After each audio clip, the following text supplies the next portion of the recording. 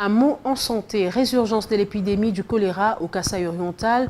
Les secteurs de Modiba-Nkacha et Kabala constituent l'épicentre de cette maladie.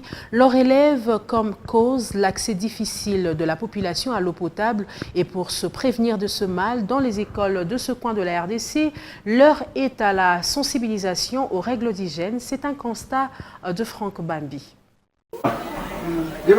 Avec déjà plus de 10 décès sur près de 60 cas enregistrés, l'épidémie des choléra inquiète de plus en plus les habitants du territoire de Lupatapata.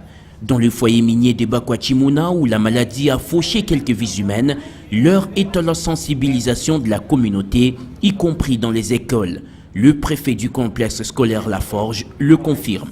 Chaque jour au rassemblement, nous sensibilisons les élèves pour qu'ils puissent appliquer les mesures d'hygiène, se laver les mains après avoir été aux toilettes, avant de manger et qu'on sort.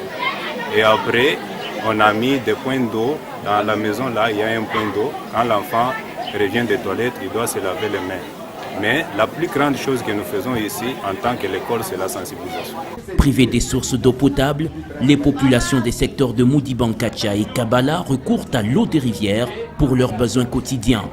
Ce qui pourrait expliquer le retour en force du choléra dans la zone de santé de Chichimbi, selon l'administrateur du territoire de Lupatapata, Crispin Biya. La population qui s'approvisionne dans la rivière Modiba, il y a ceux qui se lavent en amont, les autres consomment cette eau en aval, ça ne peut que déclencher cette épidémie.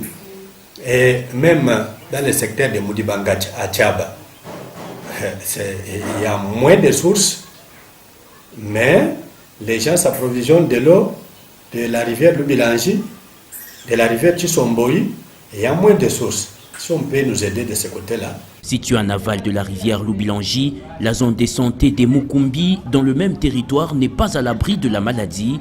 Il en est de même pour les 4 autres territoires du Kasaï oriental, ainsi que la ville de Mbujimaï.